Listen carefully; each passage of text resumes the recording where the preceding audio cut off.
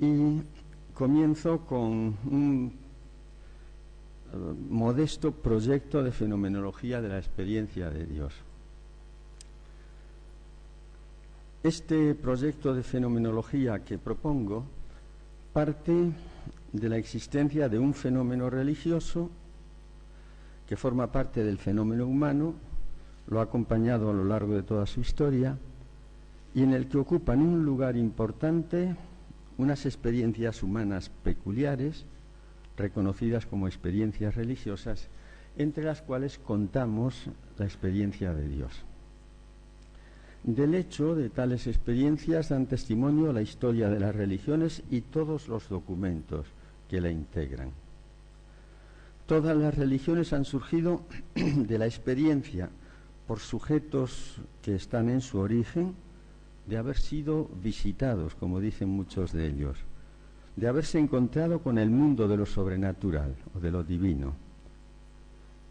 Y esas religiones perduran como tradiciones vivas mientras existen sujetos que más allá o por debajo de las múltiples mediaciones de esas religiones, creencias, ritos, formas de vida, pertenencia a instituciones, sigan realizando personalmente esas experiencias fundantes. Tales experiencias revisten formas tan variadas como las religiones en que se inscriben. Y tal variedad y sobre todo la peculiaridad de su objeto, mejor dicho, contenido, hacen indispensables algunas aclaraciones previas al intento de describir la naturaleza de la experiencia de Dios.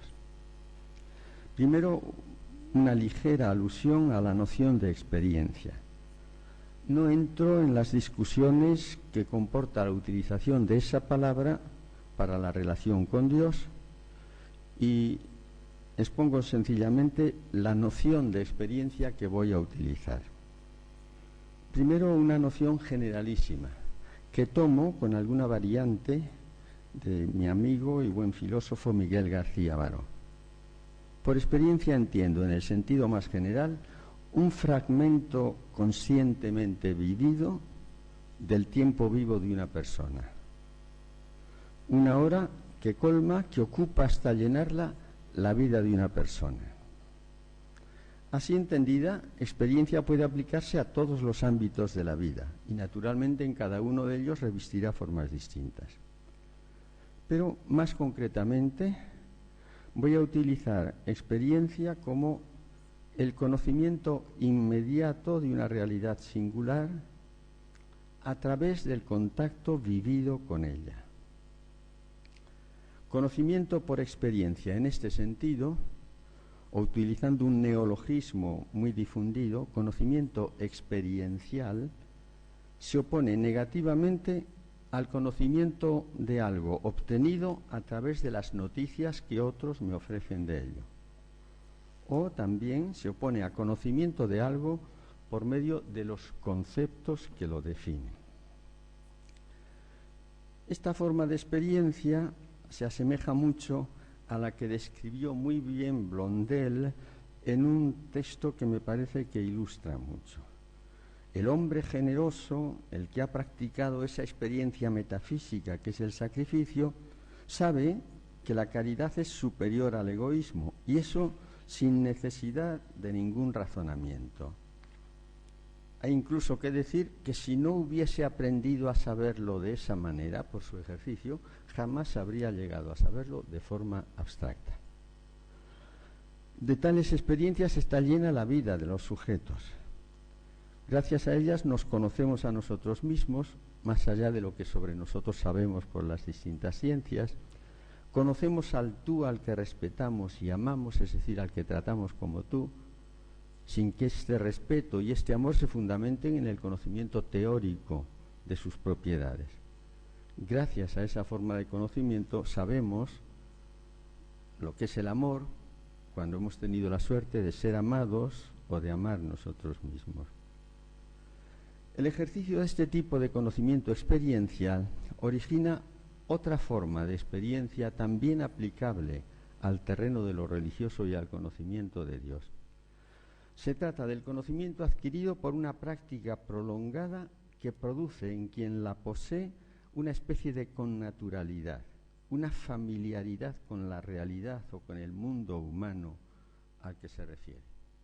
Esta connaturalidad hace a esa persona experto, en el sentido en que San Bernardo daba esta palabra en aquella consigna que él daba para las cosas relativas a Dios. Experto credite, cred al experimentado. Así entendida en términos muy generales, la experiencia puede revestir formas tan variadas como los ámbitos de la vida de las personas. Y la experiencia de Dios se inscribe en ese ámbito especial que es la vida religiosa. Primer punto, el amplio mundo de experiencias humanas que tienen que ver con la experiencia de Dios, pero que a mi modo de ver conviene distinguir. Experiencia matriz, experiencias de trascendencia, experiencias de lo sagrado y experiencias religiosas, y, inscritas ahí, la experiencia de Dios. Primero, la experiencia radical o experiencia matriz. Es la experiencia fundamental que pone al sujeto en disposición de ser hombre de verdad, con todas las riquezas que comporta el ser humano. Para caracterizar esa forma de experiencia, se ha dicho de ella que remueve los pozos profundos del ser, que nos permite palparnos el alma, activar el meollo de nosotros mismos, son expresiones de Unamuno. Tal experiencia matriz comienza por despertarnos a nosotros mismos, a la vida propia y sola, a esa separación de nosotros frente al resto de la realidad. Esa experiencia nos despierta a nosotros mismos poniéndonos radicalmente en cuestión, como cuando San Agustín, enfrentándose con una experiencia límite, con una situación límite, la muerte de un amigo, dice: me convertí en un enigma para mí mismo. Cuando ante una situación así nos preguntamos quién soy, qué va a ser de mí, y esa pregunta nos quita el suelo sobre el que descansa la falsa seguridad de nuestra vida cotidiana y hace aflorar a la vez en nosotros la conciencia de lo insatisfactorio de la finitud y la contingencia de nuestra vida con el dolor y el mal que comporta, a la vez que la conciencia de una cierta presencia callada del misterio que envuelve esta vida nuestra. Segundo tipo de experiencias de trascendencia. De los múltiples hechos que calificamos como experiencias de trascendencia, podría ofrecerse esta descripción aproximada. Son episodios generalmente breves, de contacto con dimensiones o aspectos de la realidad que sobrepasan enteramente lo que ofrece la experiencia ordinaria. Son momentos en los que la experiencia ordinaria, el estado habitual de nuestra conciencia, se ve desbordado por la irrupción de una dimensión invisible de lo real, de una realidad superior, por la ampliación de su capacidad ordinaria de captación. Experiencias de este estilo se producen en contacto con lo que se llamaban los trascendentales, el unum, el verum, bonum, pulcrum, pero no se agotan en ellas. Pueden producirse también en contacto con la naturaleza en sus manifestaciones más impresionantes, el desierto, la selva virgen, las cumbres elevadas, la alta mar, el amanecer o la puesta del sol, la noche estrellada, que tanto maravillaba a Kant. En contacto también con grandes creaciones artísticas, en momentos de intensa relación interpersonal, en las experiencias que acompañan situaciones límite y en otras muchas circunstancias. A hechos semejantes a estos remiten expresiones como sentimiento oceánico, experiencias de mística natural, experiencias de fusión con la naturaleza. En lugar de insistir en la descripción, os propongo un relato y un poema en los que se explica, a mi modo de ver, de una manera perfecta lo que son estas experiencias. El relato es de Ionesco. Un periodista va a preguntarle: ¿usted cree en Dios? Dice no, y el periodista hurga en su conciencia: sí, pero ¿no ha tenido alguna relación, algo que ver, Y Ionesco, después de pensarlo mucho, dice, sí, en realidad no consigo decirle lo que quiero. He llegado a tener momentos de certidumbre. Llegué a vivir una experiencia al respecto. Tenía 17 años y me paseaba un día por una ciudad de provincia en el mes de junio por la mañana. De pronto el mundo me pareció transfigurado, de manera tal que me sentí llevado por una alegría desbordante y me dije, ahora, pase lo que pase, sé. Siempre me acordaré de dicho instante. Nunca más me voy a sentir completamente desesperado. Continúa, no puedo contarle lo que fue aquello, porque no se puede contar. Hubo como un cambio en el aspecto mismo de la ciudad, de la gente, del mundo. Me parecía que el cielo estaba más cerca, casi lo palpaba. Tan solo puedo hablar de intensidad, densidad, presencia, luz. Se puede definir más o menos con estas palabras, pero no hay definición posible. En todo caso, yo me decía entonces que estaba seguro. Si me hubieran preguntado, ¿seguro de qué?, no hubiera sabido decirlo. Me llenaba una certidumbre y me dije que nunca más me sentiría desdichado, que en los peores momentos me acordaría de dicho instante. Y ahora la descripción poética. Es un precioso poema de Eloy Sánchez Rosillo, un poeta murciano contemporáneo. El poema se titula La luz. No se puede prever. Sucede siempre cuando menos lo esperas. Puede pasar que vayas por la calle deprisa porque se te hace tarde para echar una carta en correos, o que te encuentres en tu casa por la noche leyendo un libro que no acaba de convencerte. Puede acontecer también que sea verano y que te hayas sentado en la terraza de una cafetería, o que sea invierno y que llueva y te duelan los huesos, que estés triste o cansado, que tengas 30 años o que tengas 60. Resulta imprevisible. Nunca sabes cuándo ni cómo ocurrirá. Transcurre tu vida igual que ayer, común y cotidiana. Un día más, te dices, y de pronto se desata una luz poderosísima en tu interior y dejas de ser el hombre que eras hace solo un momento. El mundo ahora es para ti distinto. Se dilata mágicamente el tiempo como en aquellos días tan largos de la infancia y respiras al margen de su oscuro fluir y de su daño. Praderas del presente por las que vagas libre de cuidados y culpas. Una actitud insólita te habita el ser. Todo está claro, todo ocupa su lugar, todo coincide y tú, sin lucha, lo comprendes. Tal vez dura un instante el milagro. Después las cosas vuelven a ser como eran antes de que esa luz te diera tanta verdad, tanta misericordia, mas te sientes conforme, limpio, feliz, salvado, lleno de gratitud y cantas. Una experiencia de trascendencia es lo que describe Eloy Sánchez de Rosillo ahí. Las experiencias religiosas pertenecen sin duda a las experiencias de trascendencia y comparten con ellas la mayor parte de sus rasgos. Se distinguen por el objeto, o mejor, el contenido. Ese contenido es la realidad anterior y superior al hombre, el célebre prius y supra de Ugo Bianchi, el historiador de las religiones italiano. Se refieren todas más o menos al misterio. Pero la variedad de las religiones es inmensa y cada una, o al menos cada familia de las religiones, se representa esa realidad con rasgos peculiares que influyen en el tipo de religiosidad, de experiencia religiosa con que se vive la relación con ese misterio. De ahí la variedad de experiencias religiosas. Todas comparten rasgos específicos.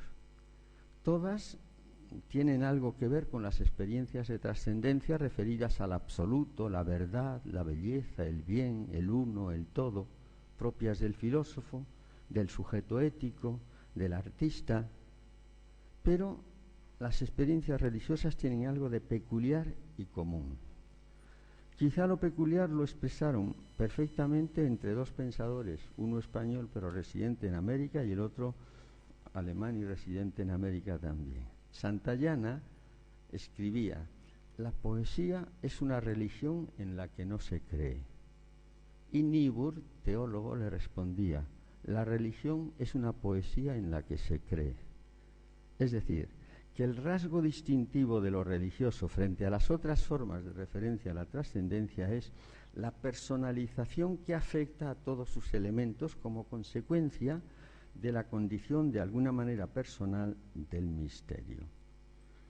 Paso a las experiencias de lo sagrado, que prácticamente se reducen a las de lo religioso, y me refiero ahora en unas páginas a algo que me parece fundamental y que tal vez sea el punto de toda mi reflexión.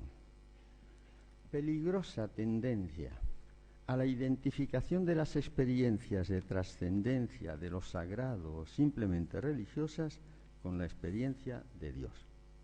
Peligrosa tendencia a la identificación.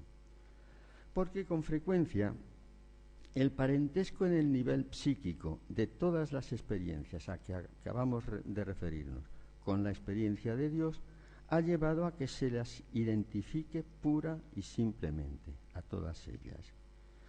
A esta confusión han conducido varios factores. Primero, el influjo en el tratamiento de la experiencia de Dios durante el siglo pasado de los estudios sobre las experiencias religiosas por los psicólogos de la religión, comenzando por William James con sus variedades de la experiencia religiosa. Todos esos estudios toman como material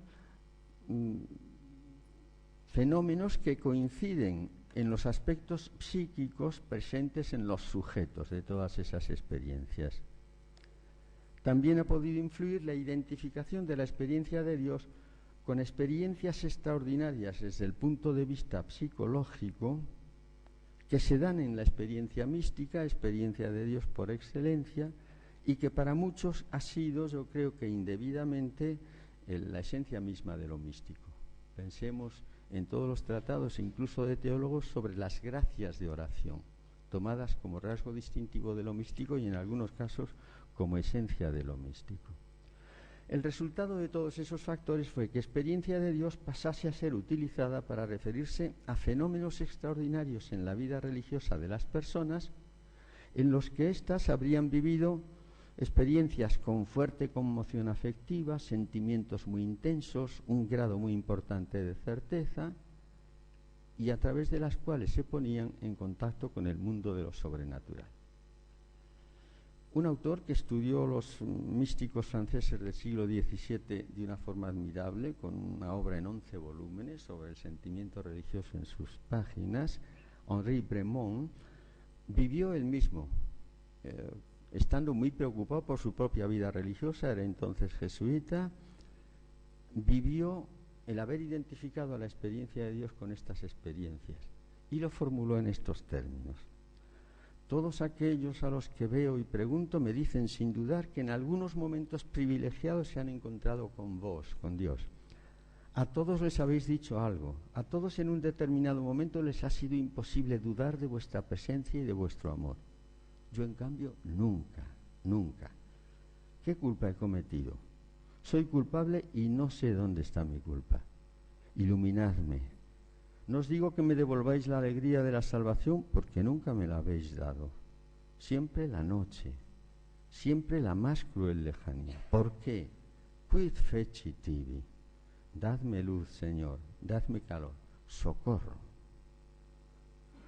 Tal confusión de la experiencia de Dios con manifestaciones psíquicas que pueden acompañarla ha producido consecuencias notablemente negativas sobre la comprensión de la experiencia de Dios. Así considerada, se reduciría a fenómeno extraordinario por sus condiciones psíquicas, reservado a unos pocos privilegiados. Por otra parte, la insistencia en los aspectos psíquicos que les lleva a estas personas a decir que ven a Dios, que lo han palpado, llevó en ocasiones a interpretarlas como una verdadera visión de Dios, y esto pondría a sus beneficiarios al margen del régimen de la fe. Los agraciados con tales experiencias estarían entre los que han visto al Señor, frente a la masa de los que, privados de tal visión, se verían reducidos a solo creer en Él, a afirmar su existencia sin tener ningún tipo de experiencia. Los primeros serían los grandes personajes del Antiguo Testamento: Abraham, Moisés, Elías, los profetas. Ellos habían visto a Dios. Pero el pasaje que más ha influido en esta mala interpretación de las cosas es el pasaje de las palabras del resucitado a Tomás: porque me has visto, has creído, bienaventurados los que sin ver crean. Este texto, malinterpretado, ha tenido consecuencias muy negativas en la espiritualidad cristiana, porque ha llevado a que multitud de creyentes se resignasen a la falta de toda experiencia de Dios y a reducir su vida cristiana a la fe entendida como creer lo que no vimos. Que está mal interpretado el texto es evidente, primero porque a Dios no le ha visto nadie jamás, ni los que dicen haberle visto. No puede ver el hombre a Dios y seguir en vida, decía el libro del Éxodo. A Dios no le ha visto nadie jamás, dice el prólogo de San Juan. No puede verlo por la absoluta trascendencia de Dios. Cuando una persona dice haber visto a Dios, está expresando en un lenguaje que no puede ser más que metafórico haberse encontrado con Él, de la única manera posible, que es la de la fe. Por eso el proceso del encuentro del hombre con Dios no va del ver al creer, porque me has visto, has creído, sino del creer al ver. Como dice expresamente Jesús a Marta ante el sepulcro de Lázaro: si crees, verás la gloria de Dios. San Juan de la Cruz, adelantándose en esto a los escrituristas de ahora, decía que María Magdalena y los discípulos no vieron al Señor y por eso creyeron, sino que creyeron y por eso vieron. Hay una segunda razón por la que podemos hablar de mala interpretación, y es que según esa interpretación los que no hacen más que creer no harían experiencia alguna, y se reduce su fe a una forma débil de saber, a una forma disecada de creer, según la cual creer se reduciría a un acto de conocimiento, ajeno y hasta contrario a la experiencia. Baste anotar que ya en los textos del Nuevo Testamento se habla de la fe de otra manera. Recuerdo este texto precioso de la primera carta de Pedro: así, la autenticidad de vuestra fe será motivo de alabanza, gloria y honor el día en que se manifieste Jesucristo. Todavía no lo habéis visto, pero lo amáis. Sin verlo, creéis en Él y os alegráis con un gozo inefable y radiante, alcanzando así la salvación que es el objetivo de vuestra fe. Parece pues claro que la comprensión de la experiencia de Dios a la que acabo de referirme, identificada con esos aspectos psíquicos que la acompañan a veces, es una posición equivocada que hay que corregir. Ensayo de fenomenología de la experiencia de Dios. El testimonio unánime de los sujetos religiosos repite que a Dios solo se le conoce si se pasa por su experiencia, si se le padece. Hasta ahora sabía de ti de oídas, ahora te han visto mis ojos, dice Job al final de su libro.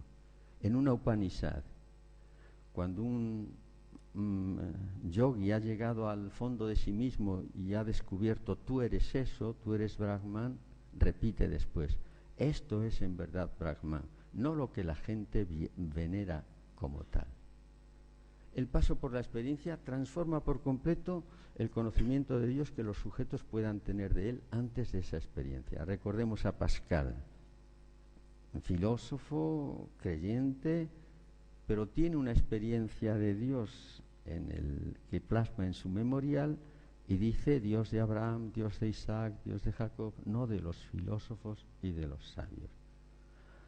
El pseudo Dionisio lo había dicho antes: alaba a su iniciador y maestro porque conocía lo relativo a Dios no con un saber teórico, distance, sino por experiencia personal, patience, padeciéndolo, disfrutando de una especie de connaturalidad con lo divino, identificándose interiormente con ello.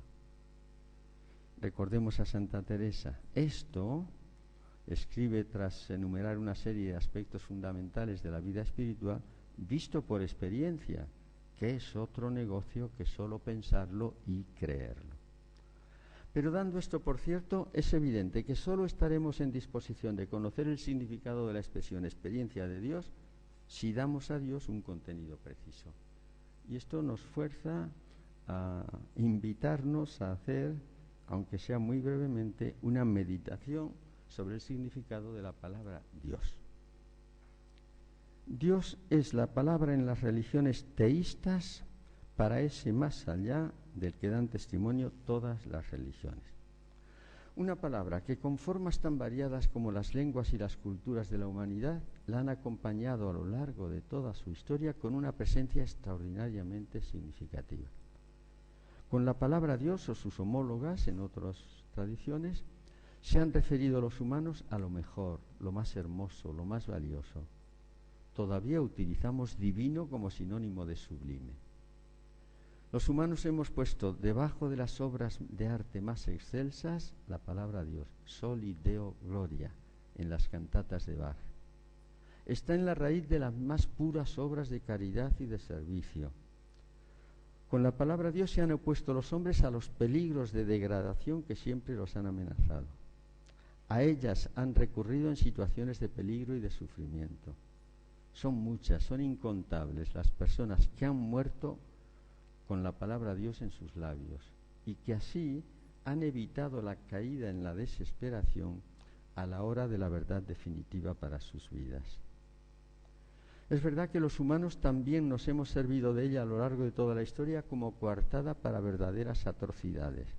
Recordemos las cruzadas, Dios lo quiere, Alá es el más grande de atentados que se cometen hoy día.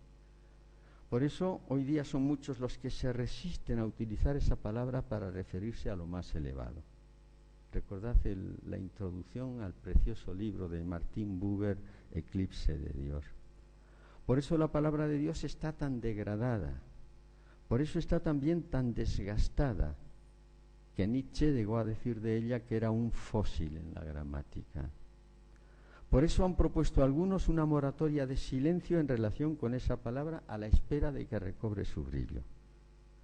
Pero ese silencio supondría una pérdida tal que no podemos por menos de resistirnos a ninguna moratoria del silencio.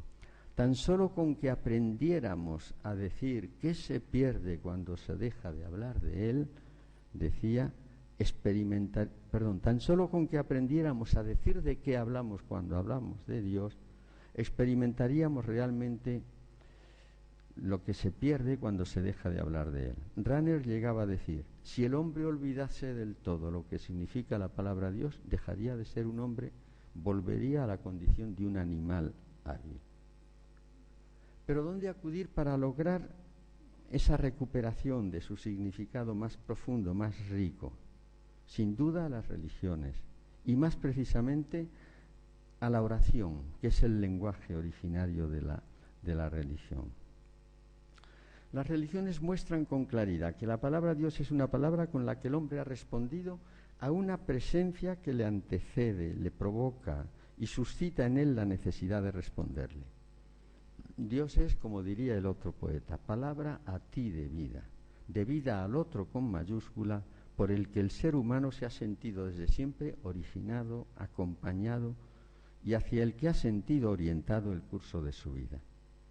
Los sujetos religiosos se refieren a Dios para designar el medio divino, tellar, aquella realidad que precede, envuelve y origina todo lo existente, la realidad, para decirlo con palabras más propias, en la que vivimos, nos movemos y existimos. Dios no es una palabra que sea un nombre común con el que designamos un ente, una realidad inscrita en el conjunto de las realidades, aunque después le atribuyamos las perfecciones más importantes en grado superlativo. La definición que nos enseñaron a los niños de mi generación era en esto desastrosa. Dios es un ser infinitamente bueno, justo, poderoso. Y desde el momento en que se ha dicho un ser, se ha echado todo a perder. Dios es el nombre propio del que nos servimos los sujetos religiosos para expresar nuestro reconocimiento de la realidad de la que estamos permanentemente surgiendo. Por eso los hombres religiosos, los creyentes, cuando oran no dicen Dios sin más, sino cada uno en su lengua, Dios mío. Porque el Dios de los sujetos religiosos es siempre el Dios de alguien, de Abraham, de Isaac, de Jesucristo. El Dios que se deja invocar por cada creyente como Dios mío. Rahner, en un texto en el que resume una meditación de este estilo, habla de Dios como misterio santo y da de él esta descripción que me parece útil. Pone: aquel a quien llamamos Dios habita en esa innominada y nunca hollada extensión de nuestra conciencia.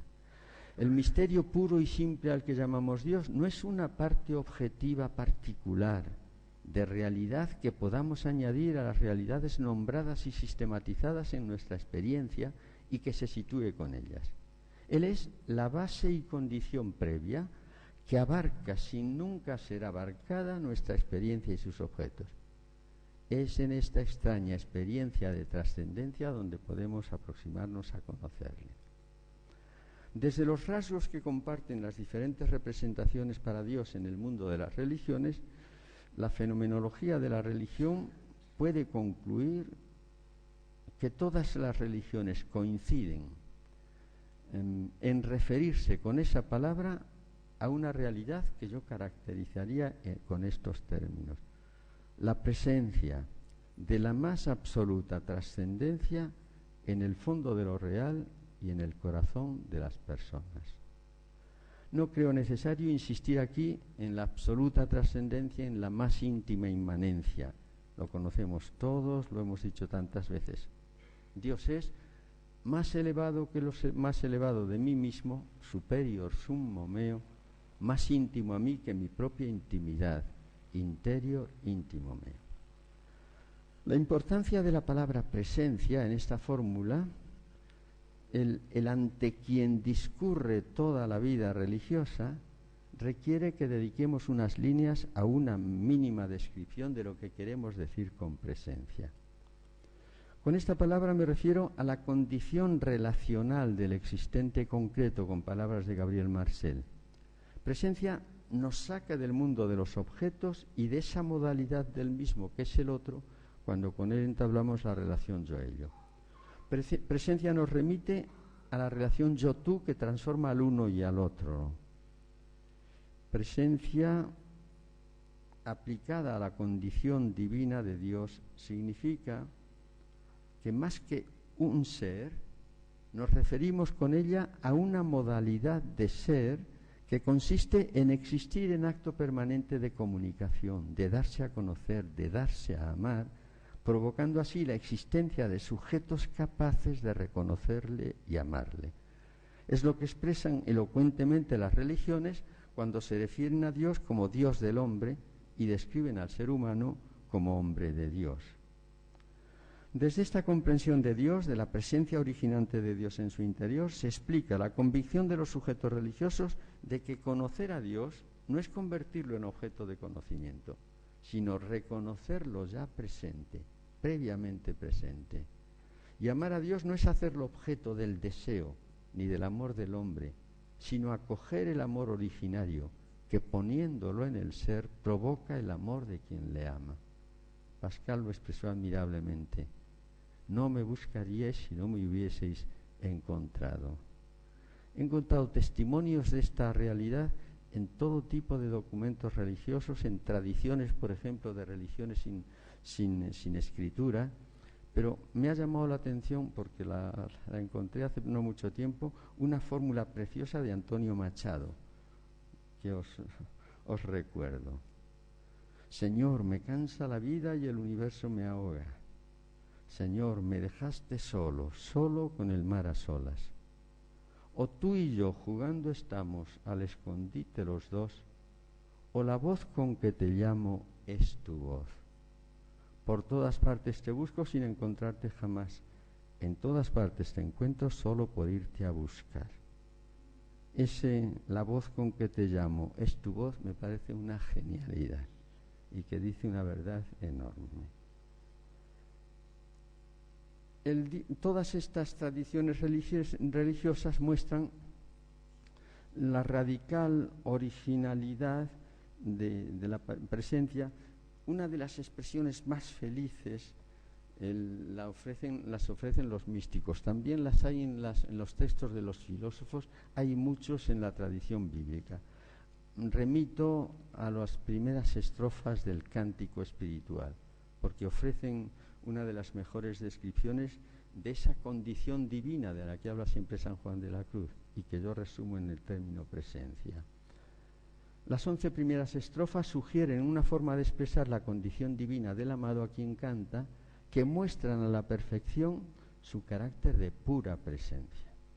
El alma comienza tomando conciencia de la presencia del amado bajo la forma de la ausencia padecida. ¿A dónde te escondiste y me dejaste con gemido? Esta ausencia provoca la búsqueda anhelante que le hace pasar los fuertes y fronteras, recurrir a terceros y medianeros para que le den al amado parte de su dolo y pena. Pastores los que fuerdes, preguntar a las criaturas, bosques y espesuras plantados por la mano del amado, decís si por vosotros ha pasado. Y como todas ellas son solo mensajeros que no saben decirme lo que quiero y no hacen más que agudizar el dolor de la ausencia, déjame muriendo, un no sé qué que quedan balbuciendo, el alma termina pidiendo, apaga mis enojos, pues que ninguno basta deshacellos. Y en la estrofa siguiente, descubre tu presencia y máteme tu vista y hermosura. Para terminar solicitando a la fe que le refleje en los semblantes plateados de sus proposiciones los ojos deseados que tengo en mis entrañas dibujados.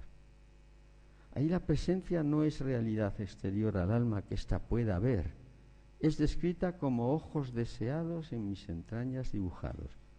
Unos ojos que no están para ser vistos, que miran al alma. Por tanto, pura presencia ante la que ella se encuentra y que la mira a ella. Porque, como observa el padre Federico Ruiz en el comentario a este texto, no es el alma quien mira al amado, sino el amado quien la mira a ella. El Dios de las tradiciones religiosas y el Dios cristiano. Del fondo abisal de la presencia de Dios en sí mismo, saca el ser humano la posibilidad y la necesidad de producir nombres, imágenes y representaciones que le permitan tomar conciencia, asumir y acoger esa presencia por la que se siente sobrecogido y fascinado. Los nombres, las imágenes, las representaciones para referirse a la presencia son incontables. Todas ellas son necesarias, son indispensables. No hay inmediatez posible. Recuerdo aquel título de un buen filósofo alemán cuando decía Dios inmediato. Siendo el hombre lo que es, la relación con Dios siempre tiene que utilizar el hombre para llegar a ella de mediaciones. Los cristianos, agraciados como todos, pero siendo necesarias todas las mediaciones a la vez, son lenguaje insuficiente. Los cristianos, agraciados como todos los humanos con la presencia originante, permanentemente creadora de Dios, lo reconocemos reflejado en la historia bíblica que culmina en Jesús de Nazaret, el rostro de Dios, la imagen del Dios invisible. A Dios no le ha visto nadie jamás, el Hijo unigénito lo dio a conocer.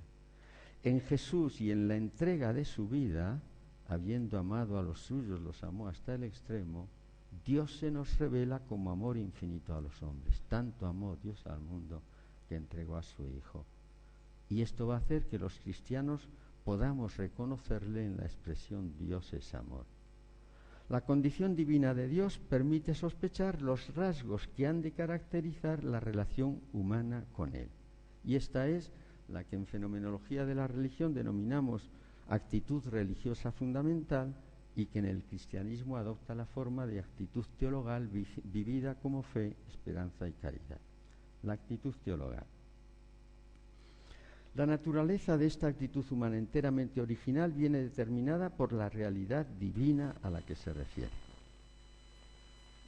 Hay evidentemente que superar algunas distorsiones en la comprensión de la fe, en esa teología de la virtud de la fe que ha llevado a tantos malentendidos.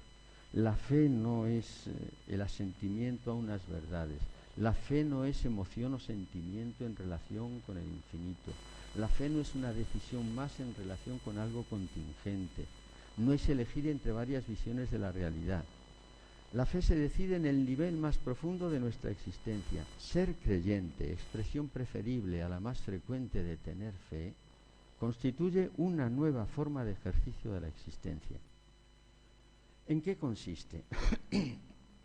Ser creyente, podríamos resumir en un primer momento, es haber llegado a ese fondo de sí mismo, al que solo se llega si se consiente perder pie en uno mismo, dejar del todo la confianza en nosotros mismos, decía Santa Teresa, y acoger el manantial del que está procediendo permanentemente el curso de la propia vida, o mejor, acogerse a él. Ser creyente es tomar conciencia del más allá de nosotros mismos desde el cual existimos y reconocer y confesar: todas mis fuentes están en ti, siendo ese tú la presencia divina. Es haber descubierto el misterio desde el que existimos, la palabra que nos convoca a la existencia, y desde ella vivir e interpretar la propia vida como palabra respuesta al origen desde el que procedemos. Es pues reconocer e invocar la presencia originante como un tú que con su provocación convierte nuestra vida en don y tarea. La opción creyente supone en el mundo de ese sujeto un vuelco existencial que las religiones proféticas describen como conversión. Conversión de una forma no ya de conducta ni de hábitos, sino de una forma de existencia a otra. Porque hay una primera forma de existencia posible, la del hombre natural, el que se reduce a ser en el mundo, sujeto que convierte todo lo que existe en objeto de su pensamiento, de su explicación, de su disfrute. En un mundo así, en el mundo de un sujeto así, Dios no puede aparecer. Ser creyente supone una inversión en la intencionalidad toda de la persona humana, que la hace pasar de conciencia intencional a conciencia convocada, que le hace trasladar el centro de la realidad, situado hasta ese momento en sí mismo, hacia esa presencia a la que invoca como su Dios lo único necesario. Ser creyente es descentrarse de sí mismo y poner en Dios su centro de gravedad. Es una verdadera expropiación de sí mismo. Mirad cómo describen algunos autores lo que es el momento decisivo del creer, centrado en la conversión y más propiamente todavía en lo que llaman la segunda conversión. De la aparente pérdida de sí mismo en que consiste la fe, en un primer momento no se percibe más que el horror casi infinito. Ahí se duda ante el vacío terrible que va a producirse y el sujeto no imagina la plenitud que va a seguirle. El sujeto siente también que este drama íntimo es de tal seriedad que si se tiene la valentía de no retroceder, se le va a tomar la palabra. Se experimenta una angustia enteramente diferente de la que precede a las resoluciones ordinarias de la vida. Estas halagan más o menos el amor propio, encantan la imaginación. Después de todo, en ellas no se cambia de dueño. Se sigue siendo el capitán de su propia alma. Aquí, en cambio, en la fe, en la segunda conversión, se va a entregar todo el ser, el más profundo. En la primera conversión se cede solo el usufructo, en la segunda se cede la propiedad del alma. En la una se ceden las flores y los frutos, en la otra el árbol entero. En realidad el Evangelio lo había dicho antes más sencillamente: quien quiera salvar su vida la perderá, quien consiente perder su vida por mí la salvará. No es extraño que se haya acusado a la fe de exigir la negación del sujeto como condición para el reconocimiento de Dios. Sartre lo resumió: si Dios existe, el hombre no es libre. Si el hombre existe, si es libre, no existe Dios. Pero tal acusación carece de fundamento porque se basa en un falso presupuesto, el de que el hombre se fundamenta a sí mismo, es la medida de todas las cosas, cuando en realidad es un hecho al alcance de cualquiera que la existencia humana no tiene el fundamento en sí misma, que nos encontramos embarcados en ella sin que se nos haya pedido la venia, como decía Ortega y Gasset, hasta el punto de que el mismo Sartre tenía que reconocer: somos libres para todo menos para ser libres. Concluyendo, estamos condenados a la libertad. Así las cosas, ser creyente hace posible a la vez reconocer nuestra finitud y nuestra contingencia, descubrir en ella la huella de la presencia de la que surgimos, y al reconocer esa presencia y confiar en ella, encontrar un fundamento sólido, una razón de ser, un origen amoroso que hace valiosa a nuestra vida y le confiere sentido. Ser creyente, al impedirnos poner en nosotros nuestro centro, nos permite encontrar nuestro verdadero centro en quien únicamente puede serlo, y así hacer posible lo que para nosotros era imposible. Todo es posible para el creyente, se dice en el Evangelio. Ser creyente es abrir el horizonte limitado de nuestra vida al horizonte infinito de Dios. Inscribir la muerte, barrera insuperable para el hombre, en el futuro absoluto de Dios. Quien cree en mí tiene vida eterna, y superar definitivamente la tentación y la posibilidad de nihilismo que de otra forma nos amenaza a todos. Un poeta, puertorriqueño, ha escrito un haiku que me parece una verdad enorme. Cuando todo era nada, apareciste tú y ya nada era nada. Esto solo es verdad, me parece, si con ese tú nos referimos a Dios. Cuando todo es nada, aparece Él y ya nada es nada. La aquí solo sugerida descripción de la actitud teologal muestra que ésta supone y comporta un largo proceso de experiencias únicas. Muestra que hay una experiencia de la fe. Pocos tan explícitos como la primera carta de Juan. Lo que existía desde el principio, lo que hemos oído, lo que hemos visto con nuestros ojos, lo que hemos contemplado y han tocado nuestras manos acerca de la palabra de la vida, os lo anunciamos. Experiencia de la fe, entendida como genitivo subjetivo, se refiere a la experiencia que es la fe. Y solo formas distorsionadas de entenderlo han podido hacer creer que se podía tener fe y no tener ninguna experiencia. Los buenos teólogos del siglo pasado que renovaron la teología de la fe, el padre de Lubac, por ejemplo, escribirá: la fe es promesa de experiencia, tiene vocación de experiencia. Y un escriturista alemán, Gerhard Löffing, dice: la fe necesita experiencia. De ello da testimonio San Pablo: en esta vida mortal vivo de la fe en el Hijo de Dios, donde la fe aparece no solo como experiencia, sino como fuente de ese conjunto de experiencias que es la vida cristiana. A partir de aquí, algunas formas de experiencia de Dios. Entendida la experiencia de Dios como vivencia, en el sentido orteguiano de la palabra, todo aquello que llega con tal inmediatez a mi yo, que entra a formar parte de él, todo eso es una vivencia. Pues bien, entendida la experiencia de Dios como vivencia, toda vivencia de la actitud teologal se comprenda y que adopte las múltiples formas que imponen los diferentes medios a través de los cuales realizamos nuestro ser creyente. Las posibles experiencias de Dios en el interior de la fe son numerosísimas. Voy a reducirme a tres que me parecen fundamentales. Las experiencias místicas, como vamos a escuchar al padre Javier en la segunda hora, las paso por alto. Experiencias de Dios por el sentimiento intenso de su presencia y experiencia de Dios en el curso de la vida ordinaria. Primero, experiencias de Dios por el sentimiento intenso de su presencia. ¿En qué consisten? Tratando de delimitar su naturaleza, primero en términos negativos, conviene insistir en que no se trata exactamente de momentos en los que el sujeto vea a Dios. Santa Teresa ofrece una buena descripción inicial. Acaecíame venirme a destiempo un sentimiento de la presencia de Dios que en ninguna manera podía dudar que estaba dentro de mí o yo toda engolfada en él. Ese sentimiento ocurría, sigo con ella, secretamente, con exclusión de la obra del entendimiento y de las demás potencias. Y consistiría, otra vez literal, imprimir Dios la verdadera sabiduría en el alma que ni ve, ni oye, ni entiende. No digo, añade en otro lugar, que lo vio entonces, sino que lo ve claro, y no porque es visión, sino por una certidumbre que queda en el alma que Dios solo la puede poner. Tales experiencias revisten dos formas principales. Unas, sentimiento de presencia con apoyo perceptivo. El capítulo 28 de la vida de Santa Teresa. que ve primero las manos del Señor, luego su rostro, luego la figura del resucitado tal como la pintan.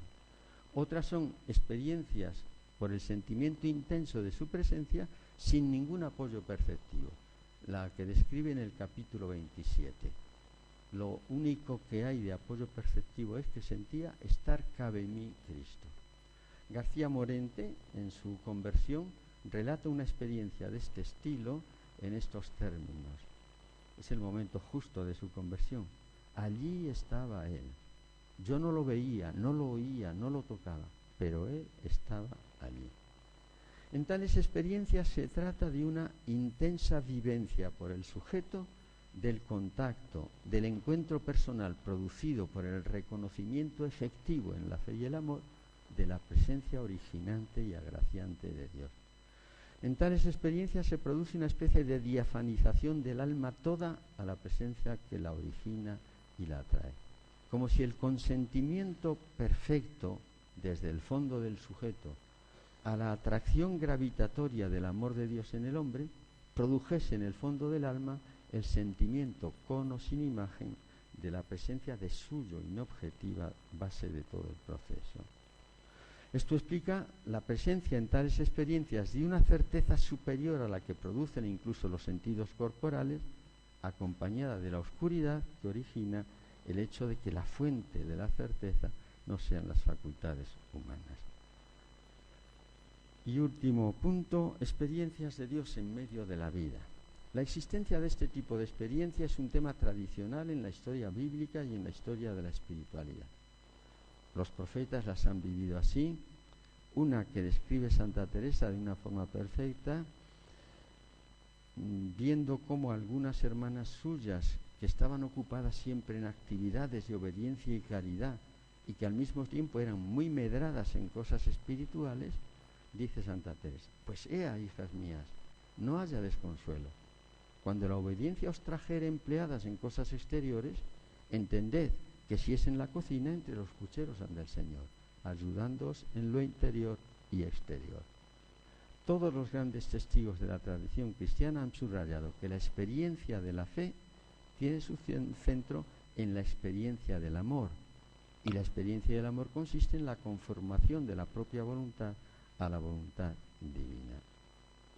Pero en este punto me parece que se está produciendo un cambio importante en la descripción y la valoración de la experiencia de Dios. Durante mucho tiempo han sido las experiencias de trascendencia y las basadas en el sentimiento de la presencia de Dios las que representaban los modelos y el prototipo de toda experiencia cristiana. Y las que ahora llamamos experiencia de Dios en medio de la vida eran consideradas el eco lejano de esos momentos culminantes. Hoy, en cambio, muchos pensamos que son las experiencias en la vida diaria las que constituyen la base de toda otra experiencia, y que las llamadas experiencias extraordinarias son una especie de llamarada que producen las brasas de una experiencia creyente desgranada en la vida ordinaria cuando, en las circunstancias favorables, sopla el viento del Espíritu. Dos formas de concebir estas experiencias de Dios en medio de la vida. La propuesta por el filósofo Javier Zubiri y la propuesta por el padre Rahner. Me limitaré a la primera para no quitar tiempo a quien va a intervenir después de mí. Parten de este supuesto: Dios se distingue por ser una realidad absolutamente trascendente que no puede ser objeto de ningún acto humano, ni de ninguna facultad humana. Pero como toda experiencia humana es una experiencia referida a objetos, ¿cómo va a poder haber experiencia de Dios si Dios no puede ser objeto del hombre? Zubiri dirá: lo que sucede es que el hombre está fundamentado, que Dios es la realitas fundamentalis, por lo que la experiencia de Dios por parte del hombre consiste en experienciar el estar fundamentado fundamentalmente en la realidad de Dios. Dicho en nuestros propios términos, sucede que el hombre está siendo permanentemente originado por la presencia originante de Dios, por lo que la experiencia de Dios consistirá en la toma de conciencia del reconocimiento y la acogida de esa presencia en que consiste justamente el ser creyente. De ahí que la experiencia de Dios se dé ordinario en medio de y en contacto con experiencias mundanas, contemplando el cielo, en la experiencia de la fugacidad de la vida, en el rostro del otro. Escuchamos ordinariamente la voz tan callada como inconfundible de la presencia de Dios. La presencia de Dios no puede ser presencia objetiva. Por eso, termina Zubiri, la experiencia subsistente de Dios no es una experiencia al margen de lo que es la experiencia de la vida cotidiana, comer, llorar, tener hijos y unos puntos suspensivos en los que cabe toda la vida. No es experiencia al margen de esto, sino la manera de experienciar en todo ello la condición divina en que el hombre consiste. No se trata de ocuparnos de las cosas y además de Dios, como si Dios fuese una realidad añadida a la de las cosas, no. El hombre se ocupa de Dios ocupándose con las cosas, con las demás personas. El hombre tiene que ver en este mundo con todo, hasta con lo más trivial, pero tiene que ver con todo divinamente. Justo ahí es donde está la experiencia de Dios. Podríamos decir, el hombre conoce experiencialmente a Dios, no conociéndolo, sino conociendo todo, haciendo la experiencia de todo a la luz de Dios que procura la fe. En España tenemos una canción popular, litúrgica, que refleja esto de forma quizá más perfecta que la de Zubiri y la de Rahner. Cuando el pobre nada tiene y reparte, cuando el sediento da de beber, cuando el débil a su hermano fortalece, va Dios mismo en nuestro caminar. Estamos haciendo la experiencia de Dios. Una lectura superficial de estas experiencias podría producir la impresión de que en ellas estamos en las antípodas de las experiencias místicas, pero la atención a los textos de los mismos místicos desmiente esa impresión. En efecto, cuando el itinerario de los místicos hacia Dios llega a sus últimas etapas, cuando la adhesión creyente se adueña enteramente de la vida del creyente, sucede que el sentimiento de presencia de Dios acompaña permanentemente su vida. En tal situación se halla a Dios en todas las cosas, como se dice de San Ignacio en los últimos estadios de su vida espiritual. La vida toda de la persona discurre acompañada del sentimiento de esa presencia, como refiere Santa Teresa al final del libro de las Morales. Si la experiencia de Dios tiene la estructura que revela esta última forma descrita, esto ofrece pistas insospechadas para comprender todas las otras formas posibles de experiencia de Dios y descubrir que lo esencial de todas ellas está al alcance de todos los creyentes y puede ser realizado por estos a través de y por medio de las experiencias más ordinarias de la propia vida, siempre que ésta sea vivida a la luz de la fe y movida por el amor de Dios. Lo que lleva a concluir que la mística es una vocación universal y que ésta puede ser vivida en todas las circunstancias y en todos los estados de la vida. Muchas gracias.